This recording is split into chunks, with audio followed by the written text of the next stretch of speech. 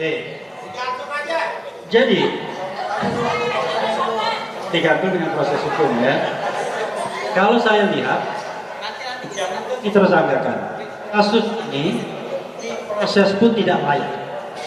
Jadi begini, ada orang mengatakan dengan argumentasi begini, kalau memang ijazah Jokowi itu asli, silakan Roy, Tifa, Rismon diproses dan lain sebagainya.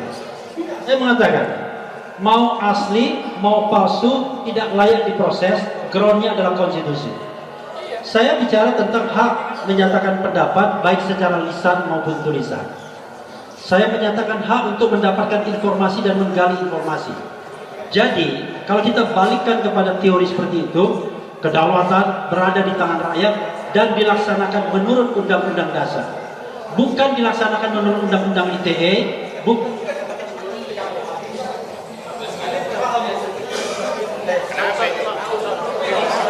Tes. Ya. Jadi cukup ketika kita bicara tentang kebebasan menyatakan pendapat, apalagi penelitian, maka groundnya adalah konstitusi. Selesai. Kalau kita bicara tentang teori jenjang perundang-undangan, tidak boleh pesan-pesan dalam konstitusi kemudian dinihilkan dalam undang-undang. Karena itulah saya mengatakan, kalaupun misalnya judgement dari sebuah penelitian itu salah, keliru, maka yang terjadi adalah akan ada statement lain, penelitian lain yang membenarkannya. Tapi tidak boleh kemudian orang dikriminalkan. Apalagi kalau seandainya apa yang diteliti itu benar adanya. Jadi kawan-kawan semua, saya pun hakul yakin 99,99% ijazah Jokowi palsu. Dan kenapa saya mengatakan?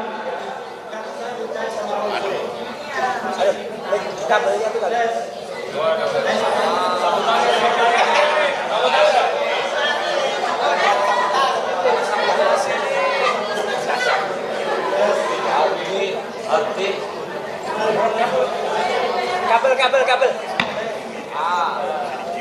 Memang tadi nggak boleh diulang alik gitu. Memang harus itu aja.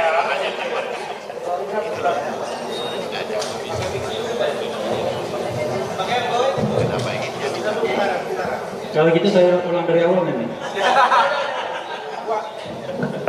Jadi kawan-kawan semua ya, jangan salah pun tidak boleh dikriminalkan. Kalau kita bicara tentang negara yang beradab, civilized country. Tapi kalau kita bicara negara yang tidak beradab seperti Indonesia saat ini, maka hal seperti itu terjadi.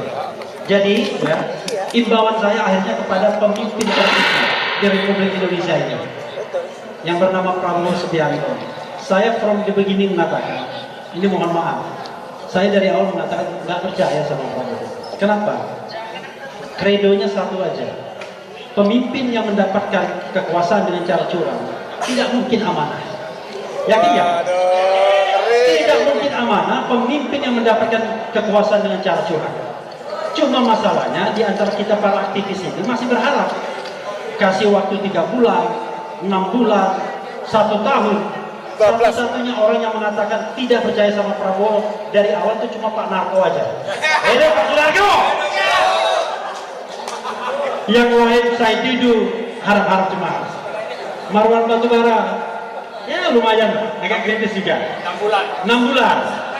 Refli Harun tidak percaya dari awal. Jadi Prabowo Subianto akan melanggar undang-undang seluruhnya. Alhamdulillah.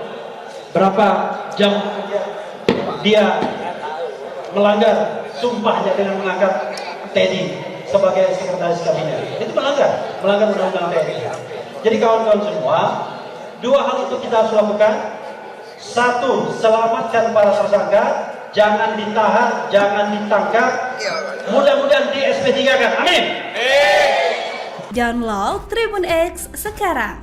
Menghadirkan lokal menjadi Indonesia.